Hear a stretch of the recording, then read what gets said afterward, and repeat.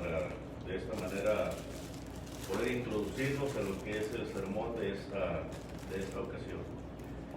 Oremos. Padre, que tu nombre sea santificado por los siglos de los siglos, Padre, y te agradecemos, Señor, porque nos diste tu palabra, la cual podemos meditar, la cual podemos mirarnos realmente como somos, Señor.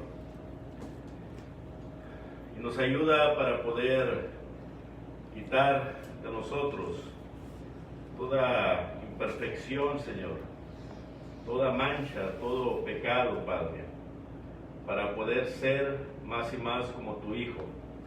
Gracias porque a través de los tiempos hemos sabido por medio de la historia, tanto bíblica como secular, de personas que han sufrido en gran manera, han perdido hasta sus vidas, Señor, por dejarnos este libro tan hermoso y tan precioso que en ocasiones no valoramos como tal.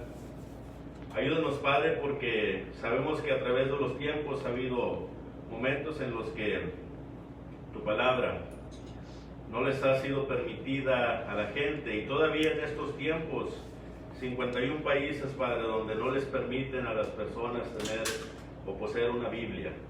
Señor, estamos bien privilegiados nosotros aquí en este país de Estados Unidos, y países los cuales les permiten tener o aportar una Biblia. Gracias, Señor, porque nos das esa gran bendición. Ayúdanos a tener esto en mente, porque algún día, tú no lo quieras, Padre, esta Biblia nos puede ser quitada de nuestras manos, y entonces estaremos gritando por ella, Padre, hambrientos, queriéndonos saciar de tu palabra, y no la vamos a poder encontrar. Ayúdanos, Señor, para que ese momento no llegue, Padre, y que estos 51 países donde lamentablemente está prohibida tu palabra, cámbiales los corazones al gobierno, Padre, a los que están a cargo. Darles un corazón de carne para que tu palabra pueda entrar a estos lugares, y así el mundo entero, Padre, podamos empezar a caminar en ese camino que tú nos has mostrado a través de tu Hijo. Pues en Cristo Jesús te lo pedimos y te damos gracias. Amén.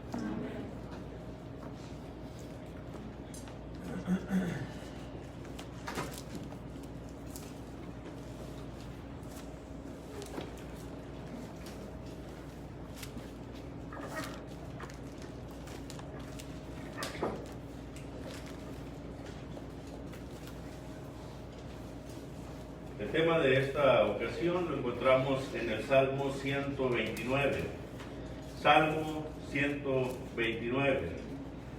El Salmo 129, en una palabra, nos habla de confianza. Y realmente cuando lo consideramos en su contexto, cuando lo consideramos de una manera más profunda, realmente, hermanos, nos ayuda a entender cómo es que nosotros siempre debemos de tener confianza en nuestro Padre Celestial, no importa la situación en la que nos encontremos. Cuando vamos a este Salmo 129, que he titulado Derribados, pero no destruidos, nos dice el salmista: mucho me han angustiado desde mi juventud. Puede decir ahora Israel: mucho me han angustiado desde mi juventud, mas no prevalecieron contra mí. Sobre mis espaldas araron los aradores, hicieron largos surcos. Jehová es justo, cortó las coyundas de los impíos. Serán avergonzados y vueltos atrás todos los que aborrecen a Sión. Serán como la hierba de los tejados, que se seca antes que crezca, de la cual no llenó el segador su mano, ni sus brazos el que hace gavillas. Ni dijeron los que pasaban: bendición de Jehová sea sobre vosotros. Os bendecimos en el nombre de Jehová. Este salmo lo podemos dividir en 3 estrofas. La primera estrofa es del verso 1 al 3, bajo este título, aflicción. La segunda, el verso 4 solamente, proclamación. Y la última, del verso 5 al 8, oración. Ahora bien, les decía que este salmo en su totalidad nos habla de confianza. Y realmente nosotros vamos a aprender, espero en Dios, al final de este salmo, poder entender lo que realmente es la confianza en nuestro Padre Celestial. La primera estrofa del verso 1 al 3, que nos habla de aflicción, dice el salmista: mucho me han angustiado desde mi juventud. Puede decir ahora Israel: mucho me han angustiado desde mi juventud, mas no prevalecieron contra mí. Sobre mis espaldas araron los aradores, hicieron largos surcos. Hermanos, vemos aquí cómo es que este canto tan hermoso es un canto en el que el cantor insta a los que están en el coro, a los que están presentes, a cantar esa misma primera estrofa que vemos en el verso 1, para que estos la canten en el verso 2. Por ejemplo, dice: muchos me han angustiado desde mi juventud. Ahora sí, ustedes canten: mucho me han angustiado desde mi juventud. Pero sin embargo, hay otra pequeña expresión o frase que no nos dice el verso 1, donde dice: mas no prevalecieron contra mí. Hermanos, realmente, cuando hablamos de la angustia, sabemos que estas personas peregrinos que iban cantando estos cantos mientras iban subiendo hacia la tierra prometida, o hacia Jerusalén o hacia el templo, estos salmos de peregrinación o cantos graduales, vemos nosotros cómo es que los judíos que iban cantando este salmo, ellos sabían a qué tiempo y en qué momento se estaban refiriendo. Empiezan a decir ellos: mucho me han angustiado. ¿Desde cuándo? Dicen ellos: desde mi juventud. Desde mi juventud. Cuando vamos a Oseas capítulo 11 y versículo 1, Oseas capítulo 11 y versículo 1, nos dice allí Oseas, en el versículo 1: cuando Israel era muchacho, yo lo amé, y de Egipto llamé a mi hijo. Cuando Israel era muchacho, es decir, los inicios de esta nación, dice el Señor: yo lo llamé de Egipto. Bueno, ¿por qué? Como ustedes saben, cuando José entró a Egipto, él se hizo el segundo más grande de Egipto. Y vemos nosotros que José fue presentado ante el faraón cuando éste tenía 30 años. José, hermanos, vino a morir a la edad de 110 años. Y por 80 años, los judíos vivieron en esta ciudad llamada Gosén. Y ellos gozaban realmente gozaron en gran manera estos 80 años que estuvieron viviendo juntamente con José. Pero lamentablemente, hermanos, cuando muere José y cuando mueren sus hermanos, se levanta, y esto lo vemos en Éxodo capítulo 1, se levanta otro rey, otro faraón, que no conocía a Jehová, que no conocía a José. Ahora, le decía yo a mis hijos, no que no conocía de José, el problema es que no conocía a José, ¿verdad? Y ahí hay dos cosas muy diferentes. Conocer de alguien, esto es, tú solamente lo conoces por plática, pero conocer a alguien es cuando tú realmente valoras a esa persona y realmente la respetas. Bueno, este faraón, dice, se levanta y no conocía a José. Ahora, hermanos, ¿qué estamos viendo aquí? Bueno, que por 80, a lo más 100 años, los judíos estuvieron gozando realmente de una libertad que vivieron en este en este país de Egipto, en la ciudad de Gosén. Pero después de ese tiempo, ¿qué fue lo que pasó? Bueno, este rey se levanta y empieza, hermanos, a maltratar al pueblo de Dios.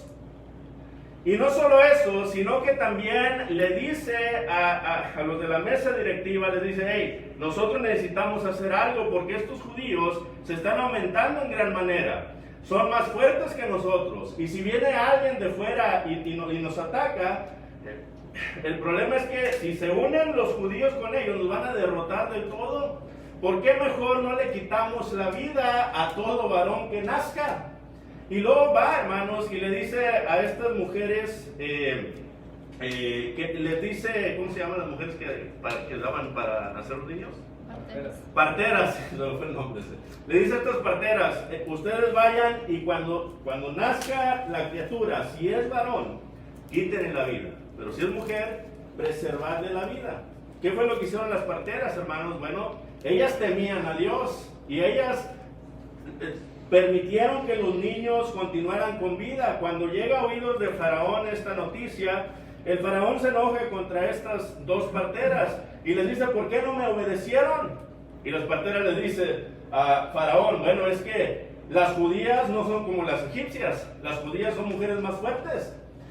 Porque cuando apenas llegamos nosotros al nacimiento, ya el niño ya salió, entonces no nos da la oportunidad de poder matar a la criatura, porque ya lo tienen en sus brazos.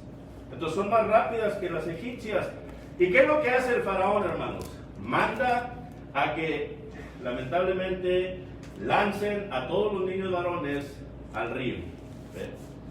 Y otra vez, hubo una gran mortandad, hubo un gran sufrimiento. Por un periodo, vamos a decir, de 300 a 330 años. Porque ellos estuvieron en Egipto 430 años. Pero por 80 o 100 años gozaron realmente de libertad. Pero por estos otros 300 a 330 años, hermanos, fueron oprimidos en gran manera. Oprimidos en gran manera. Y otra vez, Satanás sabía que la semilla iba a llegar a través del pueblo judío. Y por consiguiente, Satanás, a través de ese plan tan horrendo, hermanos, quería extinguir a todo varón para que el Mesías o la semilla no llegara. Ese era el plan de Satanás. Pero otra vez, el plan de Faraón era, estos van a crecer, se van a hacer más fuertes que nosotros y nos van a destruir. Mire, entraron aproximadamente 66 personas, en todos fueron 70 personas. 70 personas, los de la familia de Jacob. Cuando salieron de Egipto, ¿sabe cuántos eran aproximadamente? 2 millones de personas. Imagínense. Entonces, era una nación grande ya. Por eso es que Faraón les tenía mucho temor. Pero otra vez, ellos fueron oprimidos, dice aquí, mucho me angustiaron desde mi juventud. Sí, desde que ellos empezaron a ser esa nación, hermanos, empezaron a ser agobiados por mano de Faraón. Bien, y vemos nosotros que a través del tiempo, lamentablemente, los judíos siguieron sufriendo, siguieron siendo afligidos por causa de otras naciones. Entonces, por eso es que son tiempos de aflicción los que ellos estaban viviendo. Cuando entramos por ejemplo, a la época de los jueces, en la época de los jueces fueron aproximadamente 300 años. Y durante esos 300 años, los judíos continuamente, hermanos, estaban siendo agobiados y oprimidos por otras razas, por ejemplo, por los filisteos, por los sirios, por los moabitas, por los amonitas, por los edomitas, etc. Entonces, continuamente estaban siendo atacados, continuamente estaban siendo angustiados ellos por causa de estas naciones. Ahora, no solo eso, sino que también cuando llega el tiempo de los reyes, especialmente empezando con Josías, vemos nosotros cómo es que a Josías, hermanos, fue muerto por causa de otro rey, ¿verdad? Otro rey, creo que eran los filisteos. Y luego más adelante vemos nosotros cómo es que continuamente ellos empezaron a ser atacados, y luego se divide el reino, y luego el reino del norte, ¿qué es lo que sucede? Vienen los sirios, hermanos, y después los asirios, Y los asirios allá por el año 721 es cuando toman el reino del norte. Y más adelante, para el año 606, viene Babilonia y toma todo lo que es el norte y también el reino del sur. Y estaban bajo esclavitud. Entonces, otra vez, son tiempos, son momentos de mucha aflicción. Ahora, hermanos, los judíos podemos decir que es la raza que más ha sufrido desde sus inicios. Podemos decir eso, ¿verdad? Y hablando en un término secular, esto es muy cierto. Porque la última vez que ellos sufrieron fue en los 1940, ¿se acuerdan? En la Guerra Mundial II. ¿Qué fue lo que pasó? Bueno, se levanta Hitler y dijo, vamos a exterminarlos a todos. Y los hicieron sufrir grandemente, hermanos. Cuando usted lee ese tipo de libros que nos hablan de la historia de cómo es que ellos sufrieron cuando estaban en estos campos de concentración, bueno, si no se les salen las lágrimas es porque usted tiene un corazón muy duro. Pero sufrieron realmente en gran manera. Pero otra vez, no prevalecieron, ¿verdad?, contra ellos. Pero regresando otra vez a este tiempo, al tiempo en el que este salmista está escribiendo, hermanos, este precioso canto y un canto realmente que viene a ser triste, pero a la vez es un canto que nos trae fortaleza. ¿Por qué? Bueno, porque dice el versículo 3, el verso 3, sobre mis espaldas, dice, araron los aradores, hicieron largos surcos. ¿Qué quiere decir esto? Bueno, que fueron agobiados, fueron angustiados, fueron maltratados tanto, hermanos, que las marcas, ¿verdad?, se les miraban en la espalda como si fueran surcos. Así. Y otra vez, el dolor, imagínense, el dolor tan intenso que ellos estaban sintiendo por causa de esto. Por muchos años siendo maltratados, siendo angustiados, siendo afligidos por diferentes naciones, diferentes pueblos. Los golpearon tanto que hasta les dejaron marcas como de surcos, hermanos, en las espaldas. Y el punto es el siguiente. Bueno, ¿cuál es el punto aquí? Bueno, que es allí, hermanos, en el tiempo de aflicción, cuando nosotros debemos de tener mucho cuidado. ¿Qué es lo que nosotros vamos a sembrar en nuestro corazón? Porque estos judíos, dice, sobre sus espaldas araron los aradores, hicieron largos surcos. Sin embargo, hermanos, los judíos, ellos tuvieron mucho cuidado en qué es lo que ellos iban a sembrar, ¿verdad?, en estos surcos. Ellos tuvieron mucho cuidado. Porque si ellos hubieran sembrado odio, si ellos hubieran sembrado rencor, si ellos hubieran sembrado, hermanos, todo tipo de malos pensamientos en su corazón, lamentablemente, entonces sí hubieran sido destruidos del todo. Para nosotros, tenemos tener mucho cuidado cuando somos afligidos, cuando somos angustiados. Tener cuidado, hermanos, que esas marcas que nos dejaron, por ese golpe tan fuerte que nos dieron, tener cuidado qué es lo que vamos a sembrar o qué fue lo que sembramos nosotros allí. Cuando usted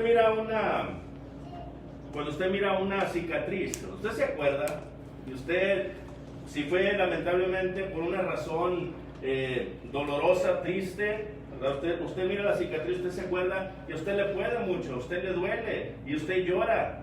Y hay personas, hermanos, que miran las cicatrices y no se pueden olvidar de ese evento, de esa ocasión en la que lamentablemente aquella persona o tal persona las lastimó y las hirió, ¿verdad?, en gran manera.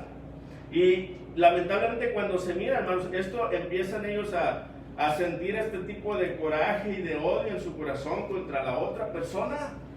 ¿Ve? Y es allí cuando uno debe de tener mucho cuidado. ¿Qué es lo que vas a sembrar en tu corazón? En el momento de aflicción es cuando debe de tener uno mucho cuidado. ¿Qué es lo que va a sembrar uno en su corazón? ¿Por qué? Porque otra vez, allí se va a decidir realmente si tú vas a prevalecer o si lamentablemente el enemigo va a prevalecer contra ti. O vas a ganar tú o va a ganar el enemigo? Hermanos, es muy triste, ¿verdad? Es muy triste cuando te lastiman, ¿verdad?, físicamente, y logran lamentablemente lastimarte emocionalmente, y peor aún, ¿verdad?, logran lastimarte espiritualmente. Es muy triste. Una cosa es que te lastiman exteriormente y otra cosa es que tú te permitas ser lastimado internamente. ¿Okay? Son dos cosas muy diferentes. Los judíos fueron lastimados, sí, en el exterior, y literalmente, hermanos, a ellos sí les pegaron, a ellos sí les dejaron marcas, pero otra vez, ellos no tuvieron mucho cuidado en no permitirse que esas heridas llegaran hasta su corazón y los destruyeran del todo de una manera interna. Porque si hubiera pasado eso, hermanos, entonces el Mesías no hubiera llegado. No hubiera llegado. Ahora, estaba viendo un reportaje la otra vez sobre, ya ve que ahorita anda mucho eso del racismo, ¿verdad? Que las Black Lives Matter dicen por ahí, ¿verdad? O las vidas de los afroamericanos valen, ¿verdad? O no sé cómo interpretar eso, pero vale la pena. Entonces, hay mucho, o sea, se está hablando mucho de ese tema del racismo. Estaba viendo yo un video, ¿verdad?, donde este morenito empieza a hablar concerniente básicamente al racismo, y empieza, hermanos, a poner su punto de vista, y empieza a decir de que los americanos, o mejor dicho, los blancos, ¿verdad?, dice, los blancos tienen miedo que nosotros podamos alcanzar una libertad completa, porque ellos tienen miedo que al nosotros alcanzar la libertad completa y al tener poder, y a lo mejor más poder que ellos, les vamos a hacer lo mismo que ellos nos hicieron a nosotros. Así dijo esta persona. Otra vez, no sé qué tan cierto sea esto, pero por un lado, hermanos, pienso yo, ¿verdad?, que a lo mejor hay quienes temen que los que siempre han sido más débiles logren obtener poder o fuerza, porque piensan probablemente que al obtener esta fuerza y este poder se van a levantar en contra de ellos y les van a hacer cosas similares o peores. Lo mismo pasó, lo acabo de mencionar ahorita, con el faraón. Tenía miedo que los judíos siguieran creciendo, hermanos, y se levantaran en contra de ellos. Entonces sí, existe lamentablemente ese temor en algunos corazones de algunas personas, porque piensan que los afroamericanos van a actuar igual. Y dice este afroamericano, dice, pero déjenme decirles una cosa, no vamos a actuar igual. No vamos a actuar igual. Sí, por muchos años nos han herido, pero nosotros no vamos a actuar igual. Vamos a actuar diferente, decía este afroamericano. Ahora, nosotros por otro lado también, hermanos, cuando nos hieren, cuando nos ataquen, cuando nos golpeen fuertemente, cuando seamos afligidos injustamente, bueno, ahí es donde nosotros tenemos que pensar y decir, bueno, ¿cómo voy a actuar yo ahora? ¿Qué voy a hacer yo? ¿Voy a actuar igual o peor? ¿O qué voy a hacer? Bueno, yo debo de actuar mucho mejor. Debo de actuar mucho mejor. Y dice el verso 4, Jehová es justo. Cortó las coyundas de los impíos. Jehová es justo. ¿Ve? O sea, debemos de pensar todo el tiempo en esto. Que a pesar del sufrimiento que los judíos tuvieron, por el que los judíos atravesaron, hermanos, y fueron angustiados en gran manera, ellos siempre en este momento se estaban acordando de, sí, fuimos angustiados, fuimos maltratados, pero Dios siempre nos daba la libertad, siempre nos dio la salida, siempre estuvo allí, siempre nos ayudó. Eso es lo que los judíos, aquí en cuanto a este salmo, hermanos, estaban pensando en su corazón, de que sí, sufrí, pero Dios ahí estaba y Él me dio la salida.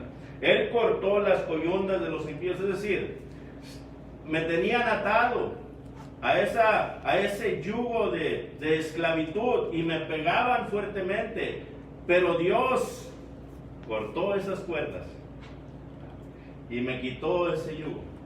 Fue Dios el que me ayudó. Solamente Dios lo hace y Él es justo. Él siempre es justo. Hermanos, y eso es lo que nosotros también necesitamos pensar, ¿verdad? Necesitamos proclamar que Dios es justo. Él no nos va a dejar sufrir o nos va a permitir sufrir más de lo que nosotros podamos soportar. Él solamente va a permitir, hermanos, que seamos afligidos hasta donde nosotros podemos soportar. Ya cuando pensamos nosotros ya no podemos, bueno, ahí es donde Dios, ¿verdad?, suelta esas cuerdas y te da otra vez la oportunidad de que vuelvas a respirar. Ahorita nos sentimos ahogados con esta máscara y quisiéramos quitarnos, la verdad, y respirar mejor todavía, pero otra vez te sientes así sofocado en ocasiones, sin aire.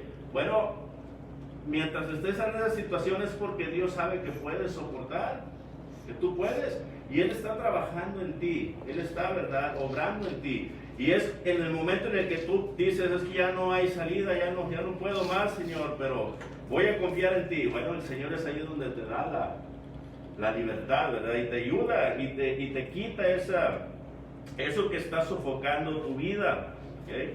Lo mismo dijo el Salmo 124:7, y este ya lo vimos anteriormente, pero dice exactamente lo mismo.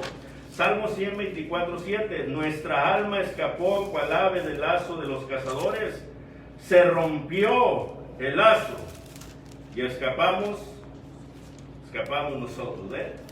Se rompió el lazo, pero ¿quién lo rompió? Bueno, aquí ya nos está aclarando, ¿verdad? El Salmo 129:4, lo rompió Jehová, Jehová lo rompió. Hermanos, y esto es algo pero tan hermoso. Ahorita vamos a regresar aquí para dar otra aplicación más importante todavía. Ahora, cuando entramos a la última estrofa, la estrofa del 5 al 8, la oración, esta estrofa, aquí vemos tres cosas que no quiere el salmista que experimenten aquellos que aborrecen a Sión o aquellos que aborrecen a Jehová. ¿Qué es lo que no quiere que experimenten? Verso 5, no quiere que experimenten honor. Versos 6 y 7, no quiere que experimenten éxito. Y por último, verso 8, no quiere que experimenten bendición. Primero, honor. Serán avergonzados y vueltos atrás todos los que aborrecen a Sión. Ahora, hay que tener esto en mente. El salmista no está deseando que sus enemigos se vayan al infierno. Hay que aclarar esto. ¿Okay? El salmista ni siquiera les está deseando que sufran lo mismo que ellos sufrieron en el pasado y estaban sufriendo en el presente. Tampoco está deseando eso. Está deseando solamente estas tres cosas: honor, que no tengan honor, que no tengan éxito y que no tengan bendición. Y otra vez, en cuanto al honor, dice, serán avergonzados y vueltos atrás todos los que aborrecen a Sión. ¿Por qué honor? Bueno, porque el honor en este contexto, hermanos, está hablando de cuando tú obtienes la victoria por sobre otra nación o sobre otro pueblo, ¿verdad? Eso te da honor. Pero dice el salmista, aunque ellos piensan que nos han vencido, aunque ellos piensan que nos han destruido del todo, bueno, ese honor, dice el salmista, no lo van a poder disfrutar. No lo van a poder disfrutar. Ellos van a ser avergonzados y vueltos atrás. Y realmente fue lo que pasó. Para empezar, ¿qué pasó con el faraón, hermanos, cuando en esa última plaga muere el primogénito? Mueren todos los primogénitos de los hijos de los egipcios, los primogénitos del ganado. Al final, hermanos, le dice el faraón a Moisés y a Aarón, ¿saben qué? Váyanse todos, váyanse y adoren a su Dios. Y hasta les dieron, hermanos, presentes, dinero, les dieron ganado, etcétera. para que se fueran. Y estos se van. Pero después, ¿qué fue lo que sucedió? El faraón endureció otra vez su corazón. ¿Y qué fue lo que hizo? Bueno, dijo, hey, vamos a ir y vamos a traer de regreso a los judíos. Así es que súbanse sus caballos de guerra, y vamos tras los judíos, hermano. Entonces van tras los judíos, y estaban estos en medio del mar, ¿verdad? En medio del mar, y en medio entre el medio del mar y de los egipcios. No había salida para los judíos, hermanos. Pero ¿qué fue lo que hizo Dios? Le dice Dios a Aarón, a Moisés, levanta tu vara y abre el mar. El mar se abre, hermanos, y pasa del seco hacia la otra orilla. Y viene Faraón con su ejército queriendo pasar por ese mismo camino, el cual abrió Dios para su pueblo. Cuando estos cruzan, hermanos, ¿qué fue lo que pasó con el mar? ¿Qué fue lo que pasó con los judíos? Los egipcios que estaban allí fueron ahogados en medio del mar, fueron destruidos totalmente. ¿Ven? Entonces no recibieron el honor que ellos querían, fueron avergonzados, todos murieron. Y podemos dar más ejemplos concernientes a estas otras naciones que pensaron que habían vencido, hermanos, a los judíos. Pero dice el verso 6 y 7, también estaba queriendo, hermanos, que estos no experimentaran éxito. Serán como la hierba de los tejados, que se seca antes que crezca, de la cual no llenó el segador su mano, ni sus brazos el que hace gavillas, esto es el que hace manojos, ¿verdad? ¿Qué está diciendo aquí el salmista? Bueno, está diciendo lo siguiente. En este tiempo, hermanos, los judíos, las casas que ellos tenían, por encima de la casa se juntaba la tierrita, ¿verdad? La arenita o la tierrita, se juntaban. Y luego después, ¿qué es lo que pasaba? Bueno, había semillas que venían, el viento, ¿verdad? Las guiaba, y a veces caían en estos tejados, ¿okay? Y cuando caían allí, empezaba a crecer la hierbita.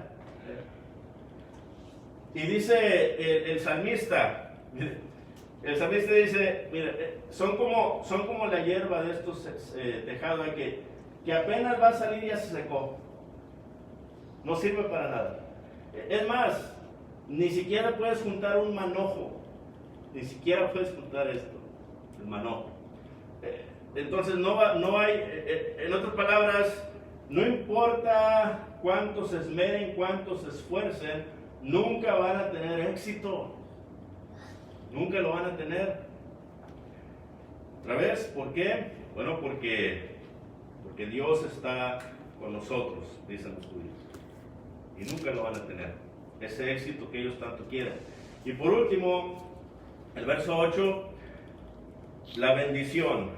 Ni dijeron los que pasaban, bendición de Jehová sea sobre ustedes, os bendecimos en el nombre de Jehová. Es decir, se acostumbraba, hermanos, que cuando dos judíos estaban, vamos a decir, trabajando en el campo, ¿verdad? O uno de ellos estaba trabajando en el campo, llegaba el otro y lo saludaba y lo bendecía por medio de un saludo, ¿verdad?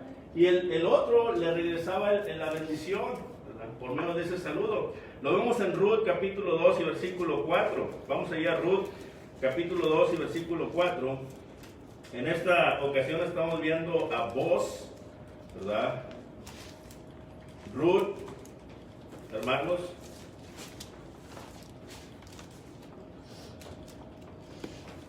Capítulo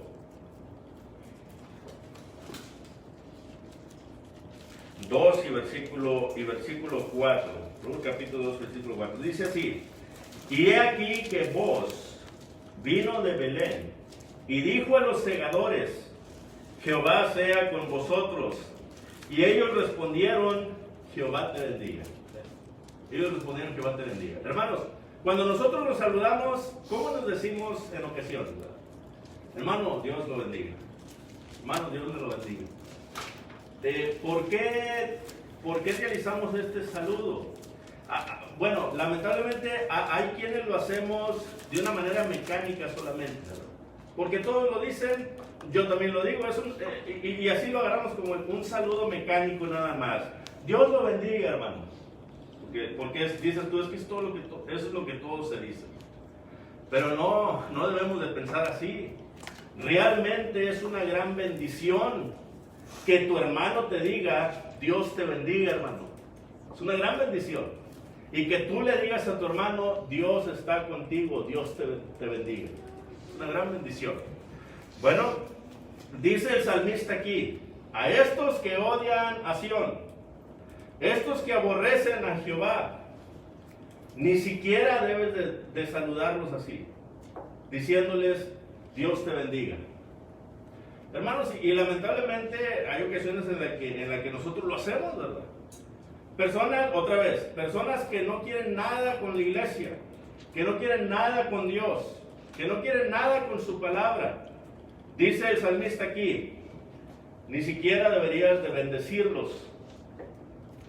Dios te bendiga. ¿Cómo que Dios te bendiga? Bueno, ¿por qué dice el salmista eso? Bueno, otra vez, porque odian a Sión, odian a Jehová, odian su palabra, odian a la iglesia, no quieren nada con Dios. ¿Por qué entonces tú los vas a bendecir? Dice el salmista. Y yo creo que tiene mucha lógica esto, hermano. Tiene mucha razón aquí lo que dice el Salmo 129:8. Y aquí es donde nosotros necesitamos tener cuidado. El no bendecir a aquellos que odian a Jehová. Y espero que no me vaya a malentender con lo que estoy diciendo, ¿verdad? Espero no me vaya a malentender. ¿Sí me están entendiendo lo que estoy tratando de decir, hermanos? A ver, a lo mejor. Ok, otra vez. No lo estoy diciendo yo, lo dice aquí el Salmo 129:8. Entonces, otra vez, estas son tres cosas que no quiere el salmista que estas personas que odian a Sión experimenten: honor, éxito y bendición. No quiere que experimenten. Otra vez, por otro lado, tenemos que estar orando por ellos para que ellos vengan a la verdad, para que ellos obedezcan el Evangelio, para que ellos abran su corazón, para que ellos cambien ese corazón de piedra a un corazón de carne. Eso sí, eso sí. Pero dar una bendición sobre lo que están haciendo, dice la palabra, eso no. Por ejemplo, en una ocasión llega una persona a la congregación, levanta su mano al final y dice, hermano, quiero que ore por mi marido porque se va a cruzar el puente de mojado, dice, y para que no lo haga. Ahora, ¿la petición de la hermana fue honesta? Sí, hermanos. Ahora, ¿la hermana quiere estar con su marido? Sí, hermano. ¿Está bien eso? Sí, hermano. Pero pedir a Dios que proteja a su marido para que quiebre las leyes, ¿cómo vas a orar por eso? No sé si me está entendiendo. No podemos orar, hermanos, por cosas que van en contra de la ley de Dios o que van en contra de su palabra. Y la ley terrenal, lógicamente, hermanos, siempre y cuando esté de acuerdo con su palabra, es ley de Dios también. ¿Okay? Romanos capítulo 13. Y puedo poner más ejemplos concerniente a esto, pero el punto es ese, ¿verdad? Debemos de, otra vez, orar por el alma de la persona, pero no orar por lo que la persona hace o quiere realizar. A veces, hermanos, dice el hermano o la hermana, hermano, ore por mí porque me salió la oportunidad de este nuevo trabajo. Sí, hermano, sí, y luego como, no, pues es que ojalá lo pueda conseguir porque me van a pagar el doble. Y va a estar excelente porque voy a poder ayudar a mi familia mejor. Oh, sí, hermano, ¿y eso qué le pide? No, pues voy a trabajar los domingos, hermano, pero oren a Dios para que me den el trabajo. Entonces tú le oras a Dios por eso. Dice Dios, no debes de orar a Dios por eso. ¿Cómo pedir bendición sobre algo que va en contra de la voluntad de Dios?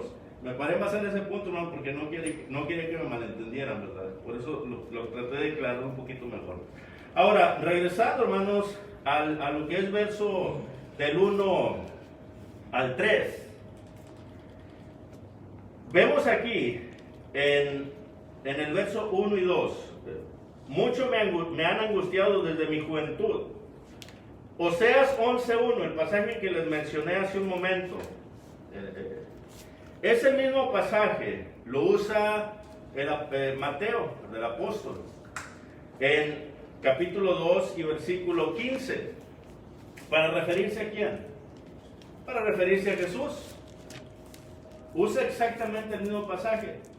Porque cuando Jesús nace en Belén, según el relato de Mateo, hermanos, se va para Egipto y dura un tiempo en Egipto.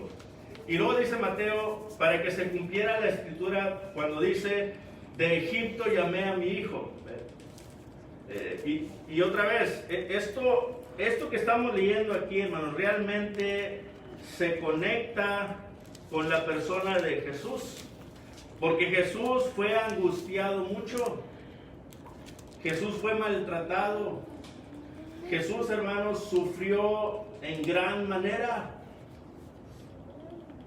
Y lamentablemente ni siquiera sus hermanos creían en Él. ¿Cuánto no sufriría nuestro Señor Jesucristo, hermanos? Empezando con los de su propia casa. Y luego más adelante, el verso 3, dice, sobre mis espaldas araron los aradores, hicieron largos surcos. Esto me recuerda a Isaías 53, 5 y 6. Y cuando vamos ahí a Isaías capítulo 53 y versículo 5 y 6, hermanos, dice la palabra de nuestro Dios, mas Él herido fue por nuestras rebeliones, molido por nuestros pecados. El castigo de nuestra paz fue sobre Él, y por su llaga fuimos nosotros curados.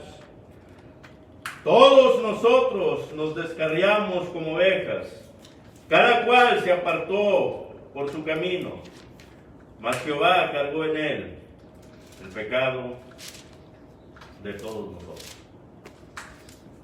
Él fue angustiado grandemente, él fue despreciado, él fue maltratado, hermanos, él fue golpeado hasta derramar toda su sangre por causa de nosotros. Y Él sufrió por causa de todos nosotros. Sus espaldas quedaron marcadas. Y no solo sus espaldas, hermano.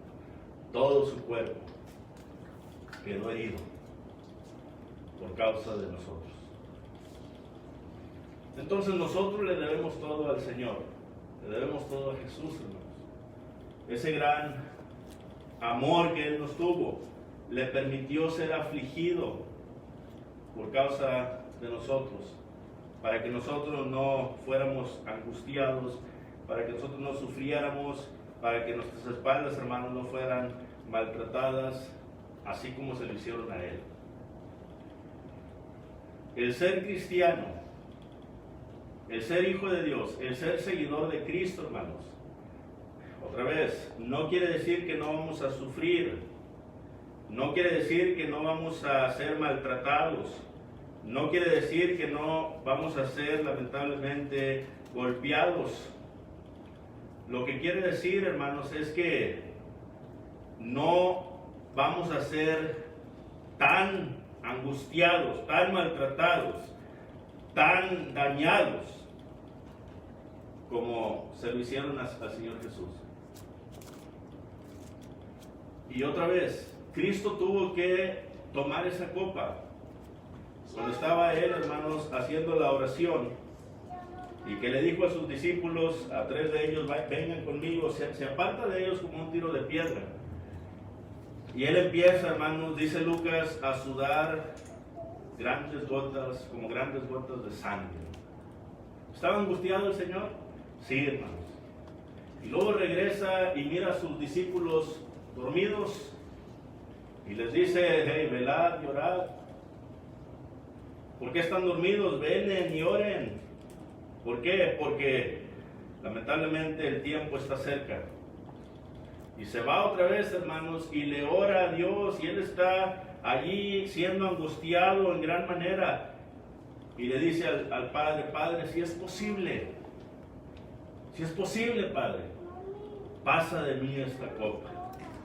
mas no se haga mi voluntad, sino la tuya. Hermanos, Él tuvo que tomar de esa copa, nosotros no. Él sí. Él tomó, hermanos, de esa copa que estaba llena de la ira de Dios. Porque todos los pecados del mundo, hermanos, fueron llevados por Él. Y cuando todos esos pecados, hermanos, llegaron a Él, toda la ira de Dios se desató sobre su Hijo. Nadie puede soportar la ira de Dios. Nadie, hermanos. Solamente el mismo Dios la puede soportar. Por eso tuvo que mandar a Jesús. Porque Él, siendo su Hijo, también es Dios. Solamente Cristo la pudo soportar. Pero imagínense cuánto no fue angustiado por causa de nosotros.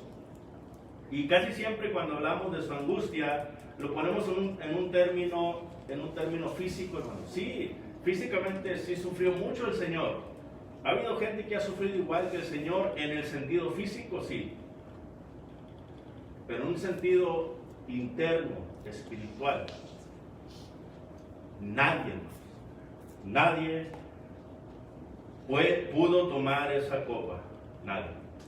Solamente el Señor. Ahora bien, Él, hermanos, al igual que los judíos, dice: Jehová es justo, cortó las coyundas de los impíos, porque Él fue quitado del madero y al tercer día resucitó de entre los muertos. Y gloria a Dios, ¿verdad?, por ello. Cristo resucitó de entre los muertos para no mirar más muerte, para no sufrir más, hermanos, y para poder darnos esa esperanza de vida que solamente Él puede ofrecer a través de su muerte y a través de su resurrección. Pero ahora Él también, Él pide por su iglesia. Esto lo vemos en Juan 17. Él pide por su iglesia y pide por todos aquellos que han de creer en Él por la palabra que Él dejó por medio de sus apóstoles. Pide por todos aquellos que van a creer, hermanos. Pero otra vez, Él está angustiado y Él quiere que todos vengan al arrepentimiento. Él no quiere que ninguno perezca, sino que todos vengan al arrepentimiento. Eso es lo que el Señor quiere. Y para terminar, el apóstol Pablo, en 2 de Corintios, en el capítulo 4, versículos 7 al 10, un apóstol que se tomó, hermanos, muy a pecho lo que es ser un cristiano. Entendió del todo lo que quiere decir ser un seguidor de Cristo. Y él nos dice ahí en 2 de Corintios, en el capítulo 4, versículos del 7 al 10. Pero tenemos este tesoro en vasos de barro, para que la excelencia del poder sea de Dios y no de nosotros, que estamos atribulados en todo, mas no angustiados, en apuros, mas no desesperados, perseguidos, mas no desamparados, derribados, pero no destruidos, llevando en el cuerpo siempre, por todas partes, la muerte de Jesús, para que también la vida de Jesús se manifieste en nuestros cuerpos. Pablo entendió exactamente lo que es ser afligido por Cristo, pero él entendió también, hermanos, que Cristo, el Padre, tuvieron gracia, le tuvieron misericordia, le dieron la oportunidad de que obedeciera el Evangelio y caminara por el camino correcto. Hermanos, y Él le da gracias a Dios por haberlo desatado de esas ataduras, de ese yugo de esclavitud en el cual Él se encontraba cuando seguía la ley de Moisés. Le da gracias a Dios por ello. Y Él ahora, hermanos, está firme, siguiendo al Señor, sufriendo por causa de Cristo. Y Él le da las gracias a Dios por darle ese privilegio de sufrir por causa de Cristo. Y así es como nosotros tenemos que pensarlo también. Tenemos que pensar igual que Pablo. Sí, vamos a ser derribados muchas veces, pero el punto es este, que si seguimos confiando en Dios y seguimos creyendo en sus promesas, hermanos, vamos a ser derribados muchas veces, pero jamás vamos a ser destruidos. Esa es la promesa que Dios nos da. Dios me lo bendiga.